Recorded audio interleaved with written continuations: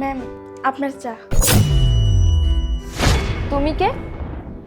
আসলে ম্যাম হয়েছে আমার বাবা না অনেক অসুস্থ, তাই বাবার জায়গায় আমি কাজ করতেছি। আচ্ছা ঠিক আছে, চাটা রাখো। তুমি বলো।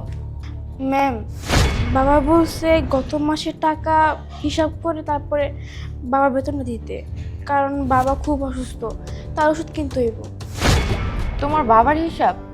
আসলে ওনার হিসাব সম্পর্কে আমার আইডিয়া নেই, আর তোমার বাবা উপস্থিত নেই, তাহলে আমি হিসাবটা করব কিভাবে বলো তো?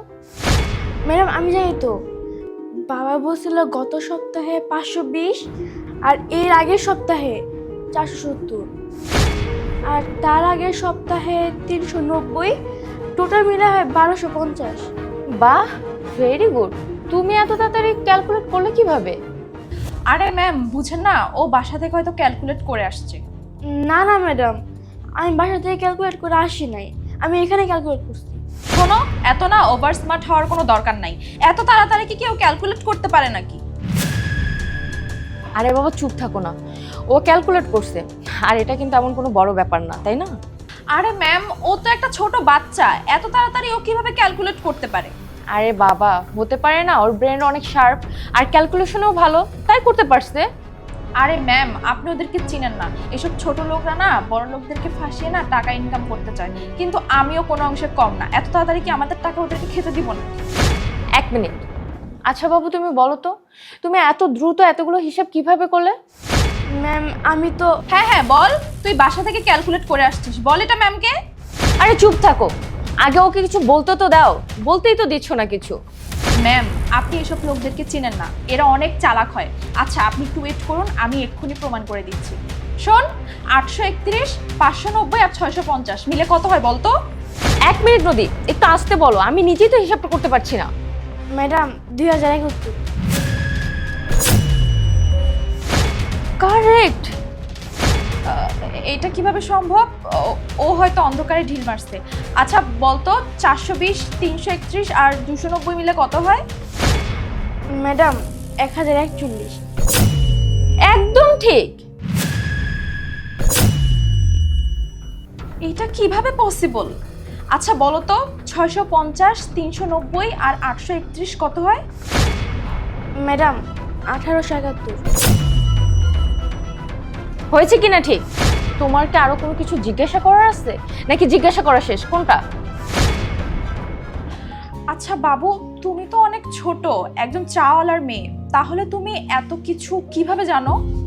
ম্যাডাম মানুষ আমাদের সেইভাবেই দেখে যেভাবে তারা দেখতে চায়, তারা এটা চিন্তা করে না মানুষ যদি চায় তাহলে সব কিছুই করতে পারে।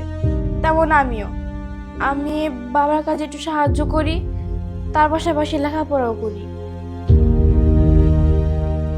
ম্যাম তারা তো মনে করে আমরা গরিব, আমরা কিছু করতে পারবো না, কিন্তু তারা এটা চিন্তা করে না আমার লেখাপড়া করে অনেক কিছুই করতে পারি, অনেক বড় মানুষ হতে পারি।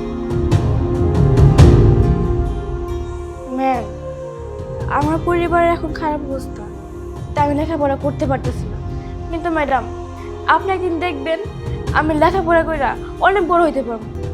সরি বাবু, তুমি আমাকে ক্ষমা করে দিও। আমি তোমাকে না জেনে বুঝেই অনেক কিছু বলে ফেলছি। তোমার পোশাক আশাক দেখে আমি তোমাকে জাজ করে ফেলছিলাম। I am really sorry. Madam কোনো সমস্যা নেই, আসলে না আজকালকার যুগটা এমনই, মানুষ আমাদের কাপড় চোপড় দেখা জাজ করে, আমাদের কাপড় চোপড় দেখে তারপর সম্মান করে। গুড গার্ল, অনেক ভালো কথা বলেছো তুমি। তুমি যে তোমার পড়াশোনার পাশাপাশি মেহনত করতেছো, এটা ধরে রাখো, জীবনে অনেক বড় হবে। শোনো, তোমার নিজের যেটা ভালো মনে হবে সবসময় সেটাই করবে। কে কি বললো সেদিকে তাকিয়ে নিজের কোনো কিছু নষ্ট করবে না। এক মিনিট,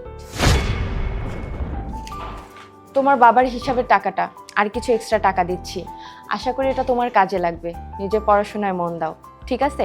আর তোমার বাবা যতদিন সুস্থ না হচ্ছে ততদিন ওনার অফিসে আসতে হবে না, আর তোমারও আসতে হবে না। তুমি তোমার পড়াশোনা ঠিকঠাকভাবে করো। জি ম্যাম, থ্যাংক ইউ।